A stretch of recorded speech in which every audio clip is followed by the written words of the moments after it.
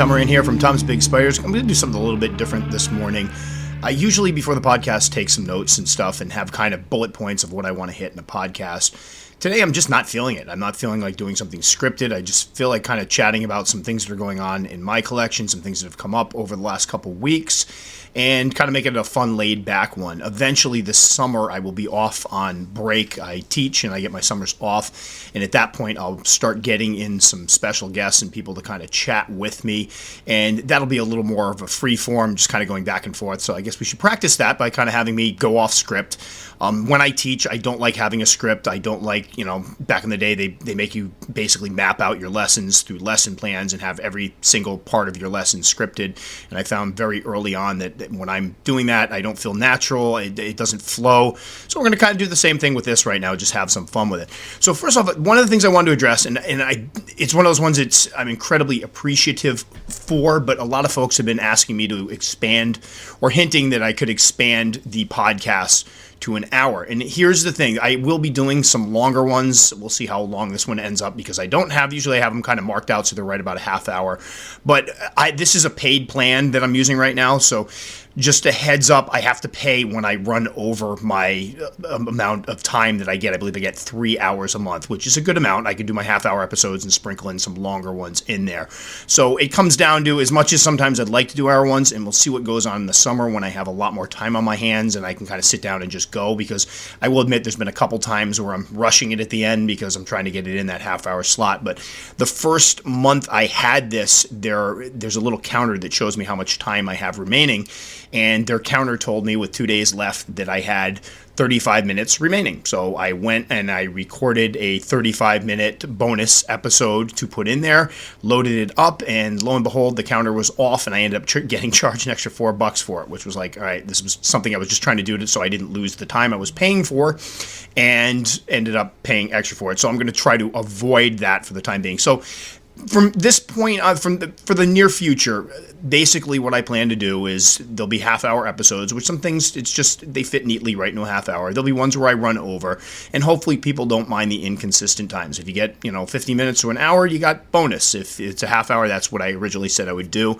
So with that half-hour allotment per week, that's obviously 2 hours with an hour of extra bonus time, so we'll play with that for the time being. But we'll see as the audience grows, and I will say that I've been very impressed with how things have gone so far with the podcast. I really thought this was going to be something that was going to languish with like 20 viewers for a little while and take a time building up. It's been going really well. I've been picking up listeners, did I say viewers, listeners, every week since I've started. So I have please, people I think are worried that I'm going to stop doing it. I really enjoy doing these. They're a lot easier than the videos. It's a lot easier than sitting down writing an article. So regardless, when I get busy and I'm not able to post as many videos or write the articles that I would love to finish for my website, rest assured I will continue to do the podcast. So, and this is not, please don't offer money. This isn't I need money. I do not want to monetize anything. That's been a big thing for me.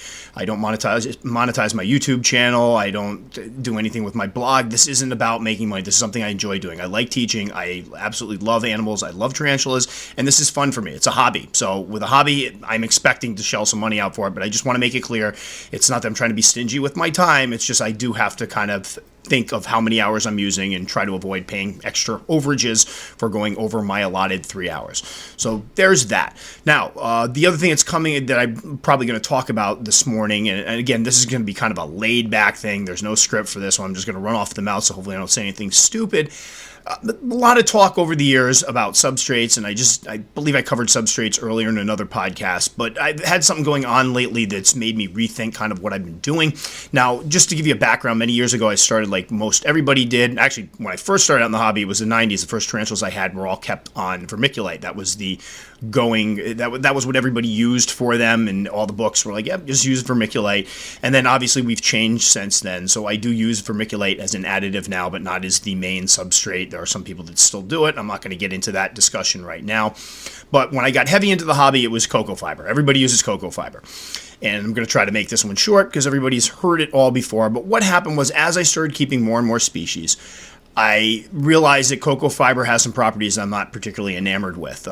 Particularly when using it with dry species, you would put the cocoa fiber in and it settles a great deal. So my G. porteri, who's been on cocoa fiber now for about 10 years or so, when I first put the cocoa fiber in, there was about 5 inches of it because it was slightly moist. Still, some of the bottom was slightly moist. I dried it out as best I could. But once it completely dried out, it's down to about 2 inches. So that was kind of a pain in the patuchus. When I started keeping the Asian fossorial or burrowing species, I found that the settling was particularly difficult to deal with because you're trying to put in, 8-9 inches of moist substrate, and if you let the cocoa fiber dry out, and generally when you use moist substrate, you want to let the top layers dry out and keep the bottom layers moist. What happened is it would settle to the point where next thing you know, there was 3 inches of substrate, the thing was webbing up, and it just didn't work the way I wanted to. So what I started doing was experimenting with other substrates. So the next one I went to is everybody was talking about peat. Peat was the big thing. So I bought this big bale of peat and was using that for a little while. However, with the peat, I introduced another issue into my enclosures, which was mushrooms. We were getting mushrooms growing up, and if anybody's not had mushrooms before, it's really kind of amazing how quickly they grow, because you can start one morning with no mushroom, and you come home in the evening, and there's a big mushroom. It's absolutely spectacular, and if I was trying to grow mushrooms, I'd be like absolutely blown away by it and telling everybody, hey, look at my magic mushroom colony. But I'm not trying to grow mushrooms, so it became very irritating to, for example, the first time it happened, it was with a H. gigas that I had basically redone the whole enclosure. I had put some peat in with some vermiculite to hold the moisture, and then after a couple weeks of feeding it, I come in one morning and there's a big mushroom. So I pluck the mushroom. Like, all right, it's just one mushroom, no problem. Well, when you get one mushroom, you can bet your butt that you're going to have more. So mushrooms kept popping up, and I was getting mold. And the reason I had originally switched to peat was because I heard that the acidity of the peat actually prevented mold. Well, I disproved that rather quickly because I was getting more mold than I ever got with the cocoa fiber. I would get mold with cocoa fiber sometimes, usually just surface mold that could be scraped out with a spoon or something. Started using the peat, and I was getting hammered with mold. So after listening to some advice from some people who had been in the hobby a lot longer than I had, I switched over to topsoil and had a happy marriage with topsoil for going on probably 5 years or so. I used it for a while. And that's when I started doing little experiments with, I used cocoa fiber, peat, topsoil, vermiculite, did some experiments, and I came up with the mix I currently use of topsoil and vermiculite, which I have used for years with absolutely no issues. And that's important to note because I've mentioned before in the hobby that a lot of times we do stuff and nothing bad happens, so we assume that it's completely okay, but then every once in a while something happens that makes you kind of reevaluate, and that's what's happened recently. So we're going to go back to November of last year. I ran out of topsoil and picked up a new type of topsoil. It was the organic stuff, supposedly no animal waste added, and that's one of the issues you got to look out for. Is the animal waste added to topsoil is a nuisance. It's not particularly harmful to the animals themselves, the tarantulas or the scorpions or whatever you're putting it on.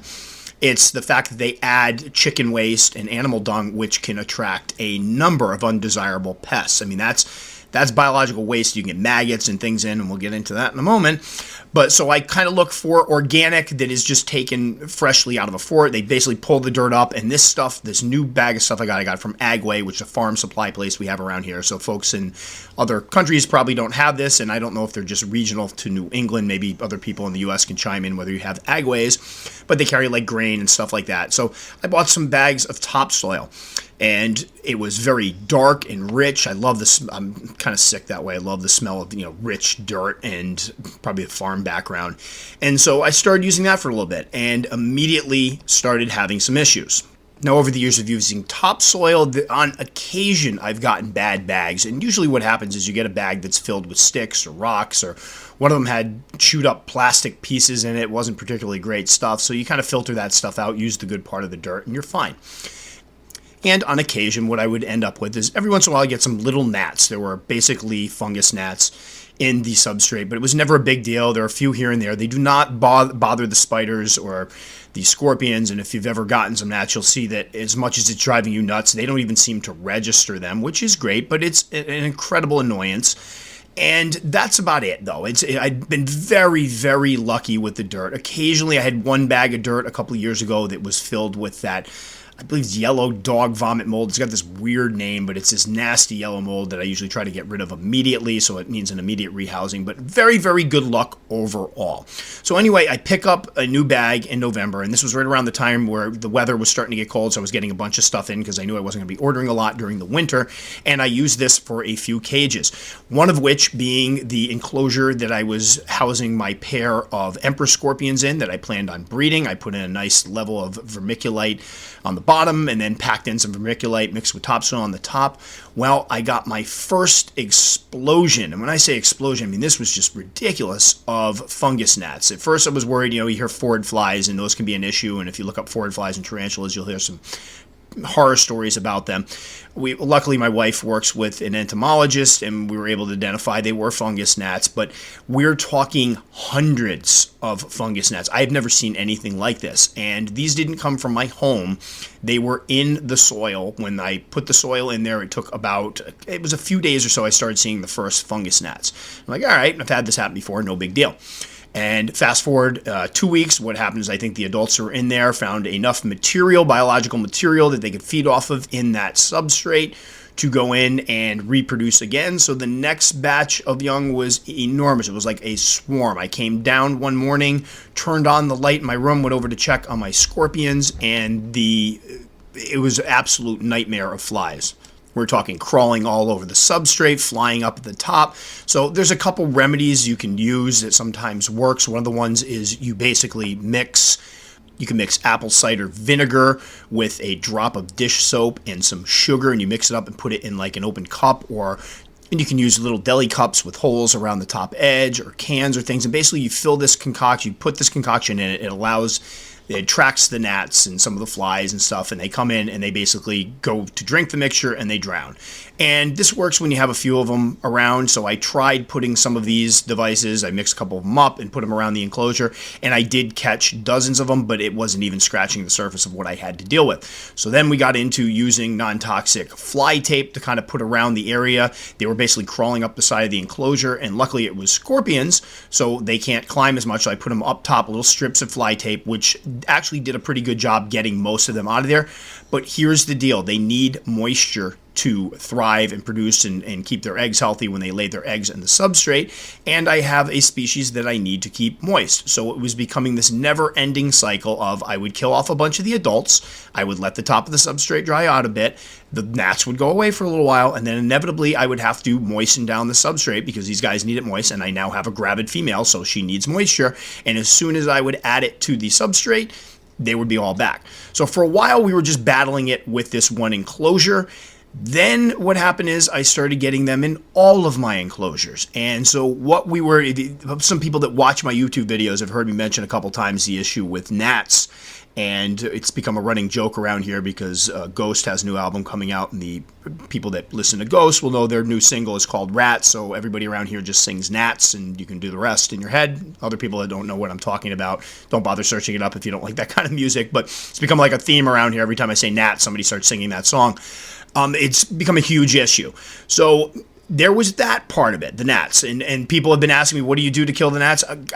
Good luck. I mean, my wife works in pest control, and she's like, well, you have a couple choices. You can change out every single spider and tarantula and every bug you have, basically, switch out the substrate to get rid of them all, because what they're doing is they're finding nutrients in the dirt to live on. There's some type of biological, it came in the bag, and there's enough nutrients in those. Even when I clean out all the boluses, this is happening in tanks that I have nematodes in and have the springtails in. So people that are like, oh, the springtails and nematodes will eat the baby. Nope, it's not working. They're not putting even a dent in it. So what's happening across the board, she's like, the only thing you can do is switch out all the substrate or let all the substrate completely dry out. That will do it. So if you can do that through a breeding cycle, that will kill off the adults, kill off the eggs. There'll be no more.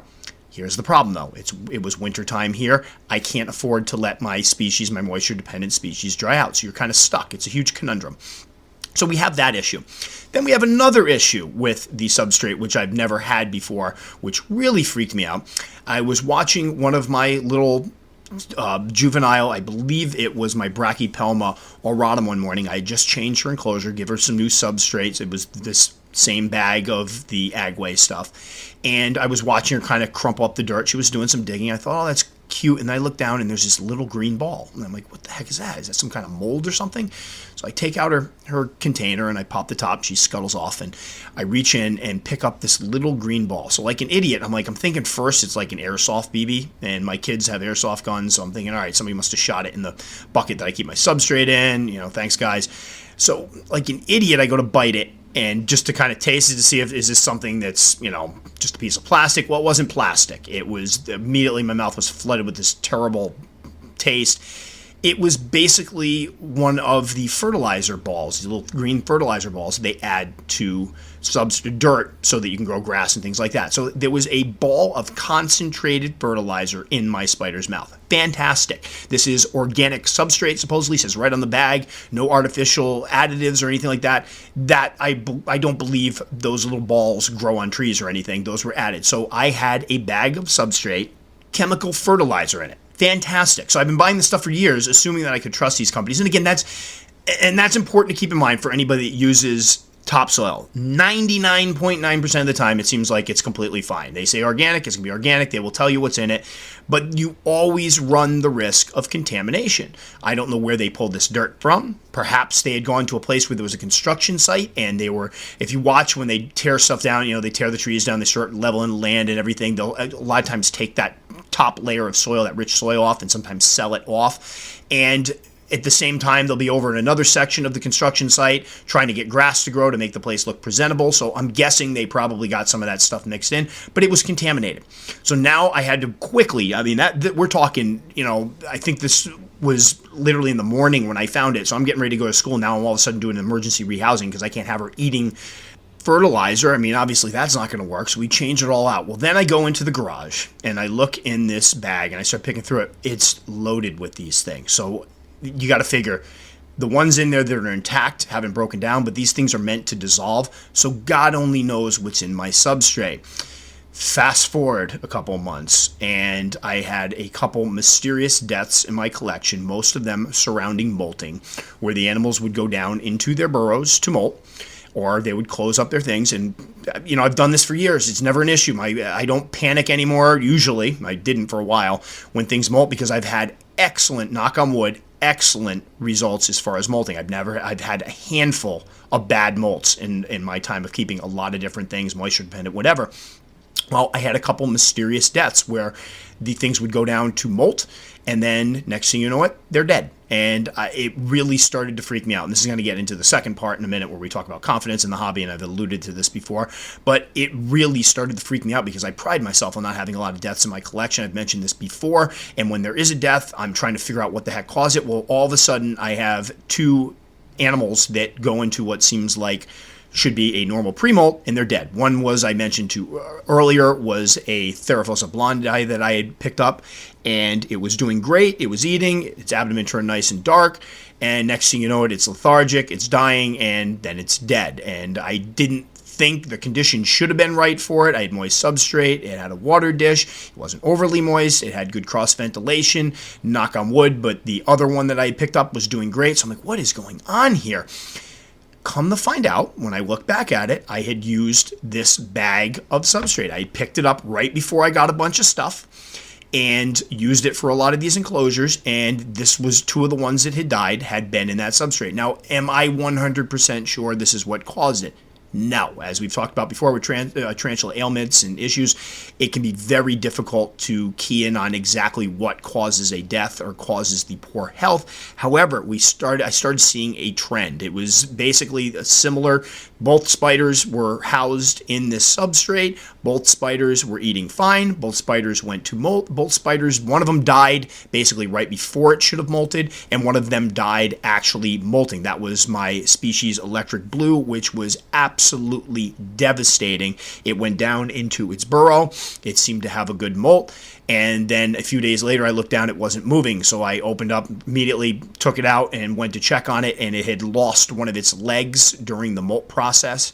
And it had bled out it didn't come out in a spot where it should have been able to pinch it off. A lot of times when they pull a leg off at the joints, they can pinch it off. It somehow bled out. So that was absolutely horrifying for me. Not only, and again, I don't care if it was a $5 sling. I don't want to lose anything. But it was two expensive spiders that I had put on the substrate that somehow had problems molting. So next step was I had to go and rehouse a bunch of stuff, try to recollect which spiders I had picked up around November. And the problem was I had picked up a couple bags of this, mixed it up, and had it in my garage ready to go so that when I got stuff in, I could just take the substrate out, make up the cages. So I had to go back through, and it was a lot of spiders. So I ended up basically taking all of those spiders, rehousing them into different taking the containers, rehousing them, putting new substrate in, and getting them off of what I believe was contaminated substrate. Fast forward again. So now here we are a couple months after that, and the gnats are in any container I have that has moist substrate. Granted, the ones where there aren't any boluses or the ones that have old dirt, they're only in it for a little bit until the top surface dirt dries up, and then they go away. But it's to the point where they're just basically going around looking for places to lay their eggs. So if I have just added moisture to one of my enclosures, there will be a bunch of adult gnats in there looking for a place to deposit their eggs, which is absolutely annoying and just it's unsightly, driving me nuts.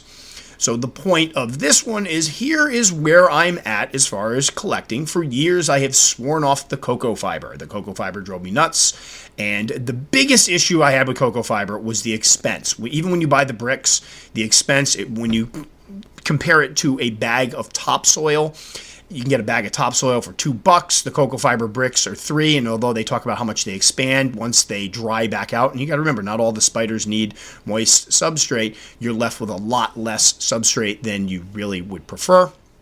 So and then the other thing is the rehydrating part. You have to rehydrate. It's kind of a pain in the butt. And then if you have dry species, you have to basically bake it in an oven, and it takes forever. Your wife complains because the oven smells like burnt substrate. Just something I didn't feel like dealing with. But I was looking at the risk now posed by possibly using topsoil. Now, I'm not an alarmist, and I hope people realize this now, that I'm not a person that immediately freaks out and flies off the handle at things. But when you talk about the cost of something, all right, so we spend $2 on a bag of substrate that possibly killed 2 and maybe even more, because I have another one that was on it that I've switched out that seems to have had a bad molt and isn't eating right now. 2 or more tarantulas, what then? Is that really worth it? So what I'm going to do now is try a little experiment, and I'm going to start switching some of my things back over to the cocoa fiber vermiculite mix, which I have not used in many, many years. But my thoughts are on this is that if I can switch some of this stuff out using the cocoa fiber with the vermiculite, it is not going to contain the same type of decaying organic material that this topsoil inevitably has in it that attracts these gnats. The problem with the soil, and after talking to my wife and the entomologist, they're like, you know what, you can remove all your boluses, you can remove all your prey items. Obviously, if you have bolus and stuff, this can attract them. They'll feed off them, they'll go around them. But as long as there are nutrients that they can live off of in that soil, or as long as you're getting bags that are obviously full of eggs or something, because that's where they originally came from, then you're going to continue to have these, and I can't do that anymore. So what we're starting to do around here started 2 weeks ago. I have already rehoused about 30 tarantulas and scorpions into the cocoa fiber vermiculite mix. I have to say, I'm actually, now that it's been years since I've used it, I'm actually enjoying some of the properties of it, because the one thing with the topsoil, if you don't mix it with a lot of vermiculite and you let it dry out, it's very difficult to get the water when you're trying to moisten it down to soak on through. The good thing is it traps that moisture in the lower layers for quite some time. So even when your top layers of topsoil dry out, the bottom layers tend to stay very moist, especially if you mix in that vermiculite. And the cocoa fiber, the one thing that another thing that irritated me about it was how quickly it would dry out. In the wintertime, that cocoa fiber could dry out easily in a week all the way down to the bottom. So it means you have to be a little more diligent when adding moisture. However, I will say that adding moisture is a snap, especially when you add the vermiculite, you pour the moisture, I make it rain, it soaks right down through, you're great. And so far, knock on wood, I've had in the enclosures that I've rehoused, an occasional gnat. Obviously, if they're moist, the gnat's going to be looking for a place to lay their eggs, but that's been about it. They're not reproducing like they are in the soil. So unfortunately, this means going ahead and doing a lot more rehousing. So the folks that like my rehousing videos, there's going to be a lot of them, although I may start cutting out and trimming them, so it's not just me rehousing for 10, 15 minutes. We might just cut right to the chase. But this is where I am in my collection right now. We're doing a massive rehouse. I managed to find cocoa fiber bricks that are 10 pounds each for about 15, I think about $15 shipped on Amazon. And these things expanded a great deal. I have, basically it amounts to about 2.5, 3 bags of topsoil, which is a pretty good deal. It's obviously a little more expensive, but it's a lot of volume, and I've been using that, and it was enabled me to do a lot of enclosures and be able to pack the stuff down in really good and have enough that I wasn't running out. So we're about to go ahead and rehouse basically everything at this point. We're looking at it, I'm going to see how it works. I hated to do this, but recently I took my female Emperor Scorpion who was running around, and granted it was getting to be a dangerous game of me letting the substrate dry out enough so that the gnats couldn't reproduce, but then taking the chance that I have a gravid female that doesn't have moist substrate on the top where she likes it. So what I did finally one night is I gave her a big fat roach, and she was chowing down the roach, and I just carefully picked her up, got her out, and then basically cupped her, got her out of her enclosure, and replaced all that dirt with the vermiculite and cocoa fiber mix, put everything back the way it was, and I will say she went back in, settled right down, started eating her roach, and was fine. So I was really panicking that you don't want to mess with gravid females of anything, but I thought at this point the risk was worth it compared to having her have to put up with these gnats coming every week or so in her enclosure. And knock on wood, since then I found 2 gnats in there yesterday. It's been a week, so it seems to be working. So folks, if you're getting these gnats, they can come in. If you're using topsoil, they can come in on the topsoil. If you have potted plants around, they can come from that. And they are flat out, they're a pain in the butt to get rid of. I've, again, had several people catch my comments about the gnats, say, hey, I've got gnats too. How do you get rid of them? It's not fun. The best thing you can do is let them dry out. Now, if this were the summertime, and I have the option of the summer here in Connecticut, it gets quite humid, so I don't need to add moisture to my tanks like I usually do, and I can let things dry out a bit, because obviously if it's 70, 80, 90% humidity here, then adding a bunch of water to the substrate is overkill. So that's usually when I let things dry out.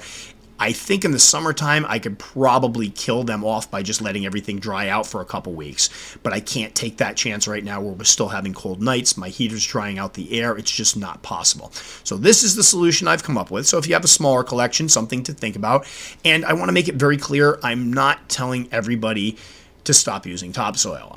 This may be a temporary thing for me. We'll see. But I did find it very eye-opening that in a couple months' time, I had an issue with chemical fertilizer being found in my substrate, which is totally unacceptable, and you can point out that that's false advertising. If you're selling a bag of organic soil, you expect to get a bag of organic soil, not with little chemical pellets in it. And the other thing is that the gnats, I just can't deal with it, and those can be in any bag. This is the first time this has ever happened, and I've, again, had little ones here and there, but not to this level, and I don't want to deal with this again. I don't want, especially when it's one thing if you have a large specimen that's in there and there's little gnats flying around, but it's really disconcerting when you have a small sling that's literally got hundreds of little gnats in its closure. That's just not tolerable, not acceptable. And then finally, just to add insult to injury, yesterday I got home from taking the kids to the movie. We saw the Avengers for the 3rd time now, and I go to look at one of my things, and I have 3 mushrooms. So now I'm getting mushrooms in with the new bag of topsoil I got. So for the time being, Tom is moving away from the topsoil. We're not going to be using that any further. I'm going to go to the cocoa fiber, and I will be reporting back and obviously updating folks on how it's going as far as the gnat situation.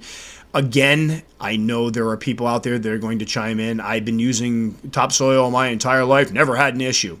Awesome. Neither did I until this point. It's one of those deals where you don't have an issue until you have an issue. And if the issue is severe enough, it gets you thinking, is this worth it? Right now, it's not worth it for me to have to deal with these gnats. And right now, it's not worth it for me to have to deal with the potential of having fertilizer in my substrate. Another thing people don't think about is if you see how this stuff is stored, the bags, although they're wrapped in plastic bags, most of them, they're not necessarily watertight. So what happens is water and stuff can get into them, and I know for a fact that when they store them, stuff can spill on them. So I'm starting to worry about the fact you never quite know what is in your substrate when you buy the topsoil when you get it. So for the time being, it's Operation Cocoa Fiber in the Moran household. We'll be doing a lot of rehousings. You'll obviously see them on my YouTube videos. I'll be commenting on them. And I try to be very transparent in things that go on in my collection, because I think it's important.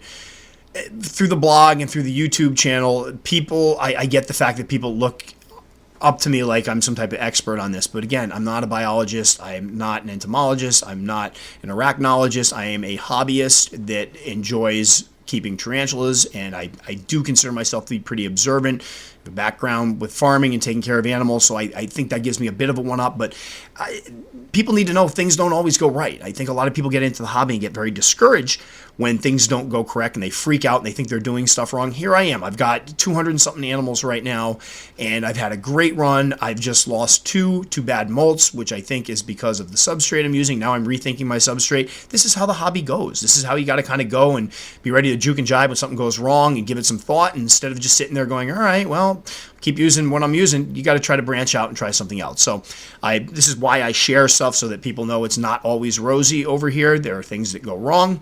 And this will segue right into the second part of what I think I'm going to talk about today, but is the confidence level in the hobby. I get a lot of people that immediately assume, because I've done this a long time, that nothing freaks me out. Not true at all. I alluded before, and I did a whole podcast, I believe, on deaths in the collection, and I referred to the T. blondi or blondie, whichever way you want to pronounce it, Theraphosa blondi, that died on me. That one shook me up a great deal, because I'm not used to losing slings, and I'm not used to losing slings and not understanding what the heck happened. And just to tell you a little story about how it almost affected my keeping, the first blondie died, and I ended up getting a replacement, so I still have two, which, thank you again, Tanya at Fear Not Tarantulas, is amazing. Always, just can't even tell you how nice it's having her in my corner, and just her being the way she is and the service she has, it's just fantastic. So I got a replacement. I get the replacement in. I put it on the substrate that I was using before, unfortunately, set up its enclosure, but gave it a nice enclosure, good ventilation, water dish, whole nine. I dropped the spider in, and I feed it twice. It was in great shape when it arrived. Feed it twice. It eats nice and plump, and then it starts darkening up, which I think is going to be a molt. Awesome. Well, I come in one morning. It's all scrunched up in the front corner of its enclosure, and looks like it's going to die. And I freak. I'm like, you've got to be kidding me. What the heck am I doing wrong with these things? I've kept it really shakes your confidence when you have a good run and all of a sudden something goes wrong. You can't help, at least in my case, I know people will be like, oh, no, you're good, it just happens. I can't go by the it just happens excuse. It doesn't work for me. So what ends up happening is I start freaking out a bit. So this is what I've alluded to before when people lose their confidence and they start screwing up. They basically try to improve things, but they can make things worse. I started freaking out, and I'm like, should I rehouse it? Is it the substrate? What should I do? So I'm watching this thing for days. Billy comes in one day, and I'm looking all dejected, and she's like, what's wrong? And I'm like, dude, look at the other blondie. It looks like it's going to die. And she's like, oh, no, you got to be kidding me. Like, what's wrong? And I'm like, I don't know. It just looks really lethargic. It was hanging out in the open. Normally, when I have Theraphosa species, when they're ready to molt, especially when they're slings, they kind of burrow or they hide themselves. This one was just kind of walking around sluggishly at the front of the container. I made sure there was a water dish. One day I came in, it was barely moving. So long story short, I've got it in my head that this thing is probably going to die. So I come home one day from work and I check on it, and it's standing straight up, barely moving at all. I go to touch its back leg with a brush. It doesn't move. And I look closely, and its carapace is popped. It's attempting to molt standing up. And I'm like, you've got to be kidding me. Like, this is obviously, if anybody knows anything about tarantulas, they're supposed to flip. Some of them will molt standing up. I know a lot of people who have G. roseas or G. porteri, they will molt standing up sometimes, but it makes it much more difficult for them. So now I have this spider standing up. I check on it at night before I go to bed. It's still standing up. It's not looking good at all. I go to check on it in the morning. It's still standing up. This has been hours, and this thing has not molted yet. And I'm like, this is great. This thing is going to die in the molt, just like the other two I lost. You've got to be kidding me. So I go to work. I'm bummed out all day long. Come home, and it has molted. And I'm like, oh, thank God. I tell Bill, I'm like, oh my God, I can't even tell you the relief I felt. Fast forward another week. Most of my slings and most of my Theraphosa, after a few days or so, they harden up, they're active, they're bolting around the cage, and usually within a week, they're easily ready to molt. Well, first thing I noticed, this thing is still lethargic several days after the molt. It's just kind of sitting there, kind of scrunched up. It did do the thing where it grabbed its molt, sucked out the excess moisture. I made sure it had a full water dish that it could drink from, but it was just kind of sitting under its cork bark, not doing much of anything. And then when I checked it out more closely, I realized that one of its front legs, longer legs, was discolored and smaller than the other one. So that's an indication that something didn't go quite right with that molt, because the leg was like reddish, lacking hair, just did not look right. So I thought maybe it might cast that leg away. So over a week later, I offer it its first meal, a rather small roach that I thought it would easily take, and the roach ran underneath it, sat there, and the spider didn't even move. And I'm like, come on, you've got to be kidding me, because this is kind of what happened to one of my other ones that molted that afterwards was barely eating, which was very odd. Its abdomen was very small. So I'm like, here we go again. It's got to be the substrate. So I didn't want to move it quite yet, only because it wasn't looking too well, and I'm like, all right, I don't want to stress it even more. So we waited. 2 weeks later, I drop a roach in, and it kind of lackadaisically grabs the roach and starts eating. And I can tell you, I haven't felt relief like this in I don't know how many years, especially involving a spider, because it was eating, like, thank gosh. And now, 3 weeks later, it's eating fine, it's in good shape. But in the back of my mind, that did not appear to be a good molt. A, it molted standing up. B, it took a heck of a lot longer than it usually takes for 99.9 of my slings to molt. We have the C, the gimpy leg, which indicates something was wrong there because the leg didn't completely develop. It still has a leg. We had the fact that it took, D, forever to eat after the molt and show any interest. So in the back of my mind, I'm still worried about it. But this is the part that we don't talk about a lot, and I have the YouTube channel and I have the blog, that I have my confidence shaken at times too. That's why I go forward and I tell people, please, when I give you information, check with other people. I think what I'm doing is right. I've been doing this for a long time. I do feel like I've got a pretty good grasp on the hobby, but there's always things left to learn. And I think if you're truly in this and truly love your animals, you are going to let it impact and affect you. If you have a death or a sick one, you should be asking yourself, could I be doing something better? Could I be doing something more?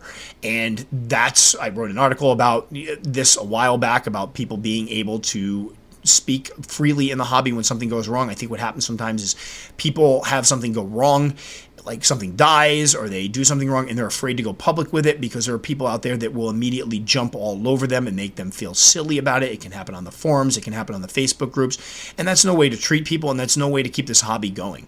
I think a lot of the information that we've learned over the years has been by trial and error, and for people to choke off discourse like that, making people feel uncomfortable, does nobody any good. There's no benefit to that whatsoever.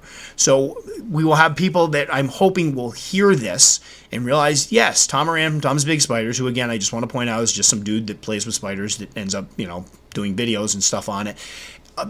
I have my issues too. I have my moments where I second guess my own years of experience and what other keepers' years of experience have told me and do silly things. I could have done something, jumped the gun on this blondie and put her in a useless ICU, and that just would have made things worse and probably ruined the molt. I will tell you, when I picked her up to check on her and found that carapace popped up and went in there and I didn't notice it first and I touched her back leg, I could have interrupted the molt and killed her myself. I was just devastated when I realized that. And that's because I wasn't following my own rules, because I had my confidence shaken over the death of the other one. So it happens to all of us, and I want to really instill in people, when you email me or when you ask questions, please, for me, I can't speak to other people that do this. For me, I've heard it all a million times, but that's okay, because I've been there and I understand what it's like to just need somebody to tell you, hey, you didn't do anything wrong, or hey, it's okay, you kind of goofed up here, but this is what you can do next time, and don't worry about it, it happens. Granted, if it's a particularly grievous thing, I've had some people contact me with stuff they've done that literally I've had to take a deep breath before responding. That's a little different, but for stuff like this, something dies, let's go over it together. I might not have answers for you, and I feel bad sometimes because people are like, hey, it was doing great, and then this happened, and I ask a bunch of questions, I ask pictures for their setup, and I look at it and go, hey, I don't know what to tell you. It looks great to me. I don't see what went wrong. Sometimes you can't figure it out, but sometimes we can, and at least we can talk about it, and I can have in the back of my mind your situation, so maybe if it happens again, we can come up with a better idea of what could have caused it. So I tell people this only because I get a lot of people that will email me with, hey, I know this probably never happens to you, but I'm a little worried about this when it's molting standing up.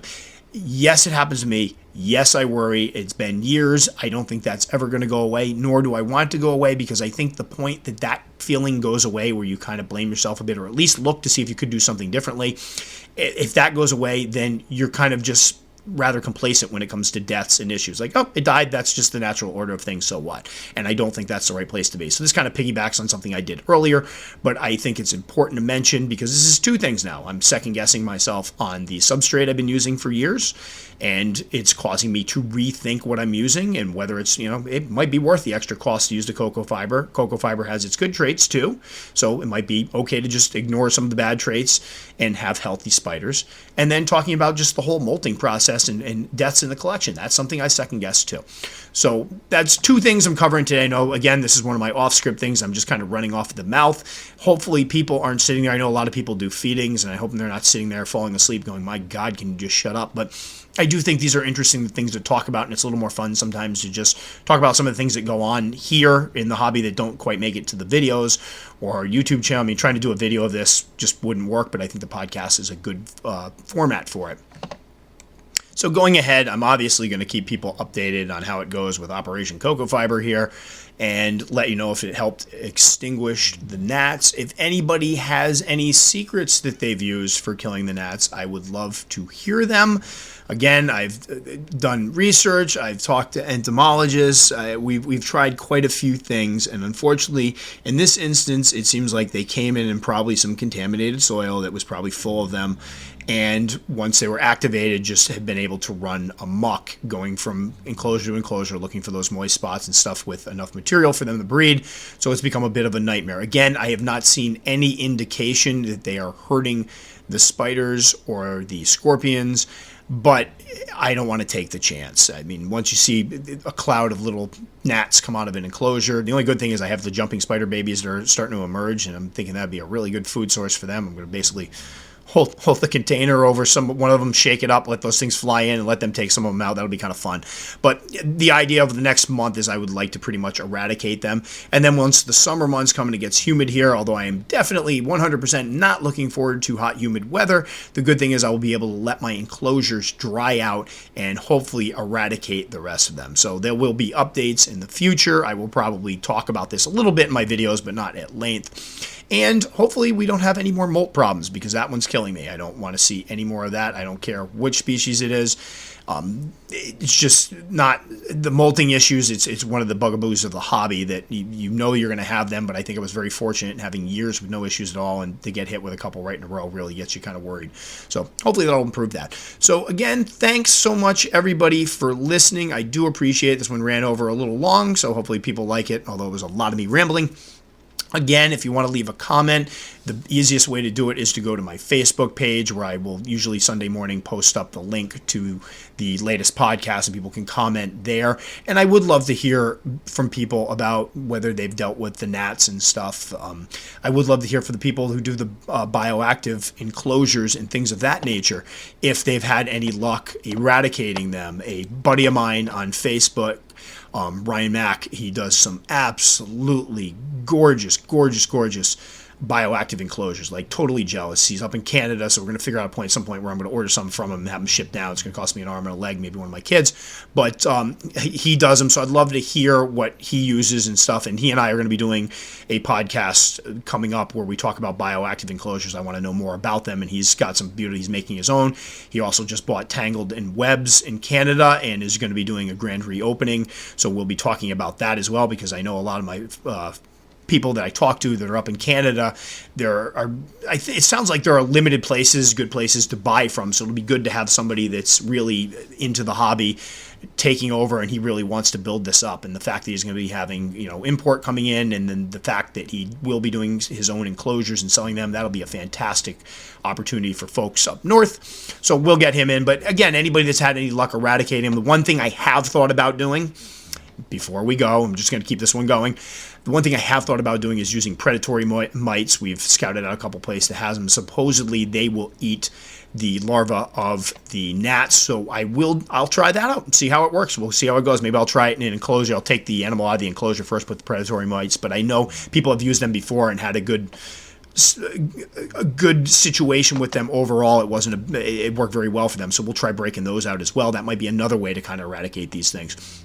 So again, just for educational purposes going ahead, we'll be doing some experiments over here in the Moran household to see if we can figure out ways to eradicate these things. If the predatory mites work, expect a video and podcast and article on predatory mites. So that'll be a future one. So again, back to what we were saying before. Thanks so much for listening. Please feel free to comment on Facebook. Check me out on YouTube. I do appreciate getting the comments over there. Or obviously check out my blog, thomasbigspires.com, which I have so much updating to do on. I got to really get going on that. So as usual, thanks for spending your time with me. I hope if you're feeding your tarantulas, you're having a good time of it. And we'll talk to you next time.